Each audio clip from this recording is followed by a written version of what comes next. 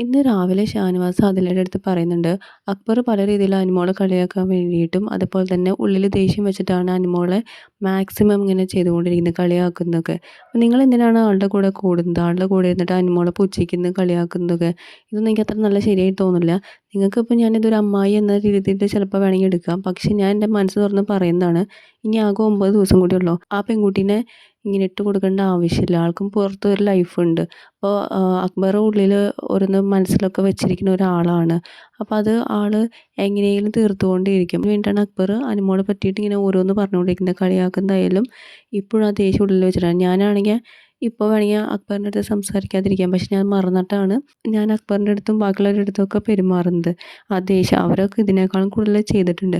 പക്ഷെ അന്ന് അനുമോൾ പറഞ്ഞ ഒരു വാക്കിൻ്റെ പേരിലാണ് അക്ബർ അനുമോളിനെ ഇങ്ങനെ ടാർഗറ്റ് ചെയ്തുകൊണ്ടിരിക്കുന്നത്. അപ്പോൾ നിങ്ങൾ ഇനി കുറച്ച് ദിവസം അതൊക്കെ സോൾവ് ചെയ്തിട്ട് നിങ്ങൾ പരസ്പരം സംസാരിക്കുന്നൊക്കെ ആദിലയുടെ അടുത്ത് ഷാനവാസ് ഉപദേശിക്കുന്നുണ്ടായിരുന്നു. കൂടുതൽ അപ്ഡേറ്റ്സുമായി വീണ്ടും വരാം.